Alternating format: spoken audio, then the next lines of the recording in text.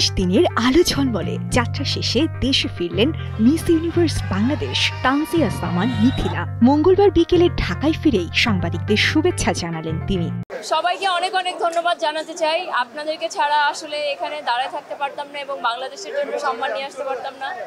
So আপনাদের সবাইকে আমার অন্তরের ভিতর থেকে অনেক অনেক ধন্যবাদ এবং সবকিছুর জন্য অনেক অনেক ধন্যবাদ। মিস ইউনিভার্সে সেরা 30-এ জায়গা করে ইতিহাস করেছেন মিথিলা। পিপলস চয়েসে 121 দেশের প্রতিযোগীর মধ্যে হয়েছেন তৃতীয়। দেশ থেকে সমর্থকরা যখন দারুণ সমর্থন দিয়েছেন তখনই প্রতিযোগিতার মাঝপথে বিকিনি রাউন্ড নিয়ে দেশে শুরু হয় সমালোচনা। এ প্রসঙ্গে মিথিলা বলেন, close door interview, evening gown, national costume ও সুইমিং স্যুট এই 4টি বিষয়ে মার্কিং করা হয়। এগুলো ঠিকভাবে করতে না পারলে সেরা 30 তো দূরের কথা কোনো পজিশনই পাওয়া যেত না। I am not the first person যে বিকিনি পরেছে বাংলাদেশে অনেকেই পরেছে, আমি আগেও পরেছি। সো এই কম্পিটিশনে গিয়ে আমি কোনো দিক থেকে কম দেখাতে চাই নাই এবং কোনো দিক থেকে আমি বাংলাদেশকে ছোট করতে চাইনি এবং কোনো দিক থেকে আমি ওই জায়গাটা খালি রাখতে চাইনি যেখান থেকে আমাদের সম্ভাবনা কমে যায় জেতার। প্রতিযোগিতার ভেতরের অভিজ্ঞতা তাকে আরো আত্মবিশ্বাসী করেছে। মিথিলা জানালেন, আগামীতে যারা মিস ইউনিভার্সে অংশ নেবে তাদের পাশে পরামর্শদাতা হিসেবেই থাকবেন। টানা তৃতীয়বার অর্জন করেছে দেশের সেরা সুপার ব্র্যান্ড স্বীকৃতি বসুন্ধরা টিস্যু।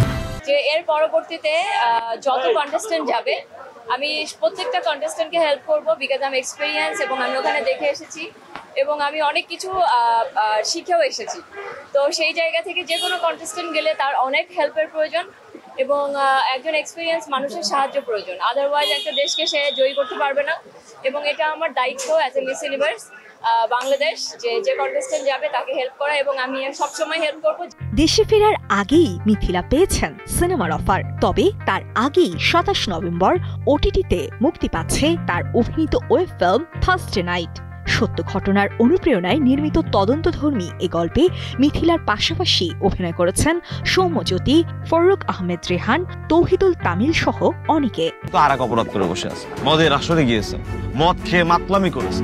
জাহিদ প্রীতম পরিচালিত ফ্ল্যাশ ফিকশনটিতে পুলিশের চরিত্রে অভিনয় করেছেন সামিরা খান মাহি। অফ স্ক্রিনে মিথিলা ও মাহি বেস্ট ফ্রেন্ড। এ প্রসঙ্গে মাহি গণমাধ্যমকে জানান, মিথিলার জন্যই তার এই কন্টেন্টে কাজ করা। এর আগে তানজিয়া সামান মিথিলা বলিউডের রোহিঙ্গা সিনেমায় প্রধান নারী চরিত্রে অভিনয় করেন। সিনেমাটি পরিচালনা করেন হায়দার খান। আপনারা আমাকে গল্প শোনাবেন। কিসের গল্প?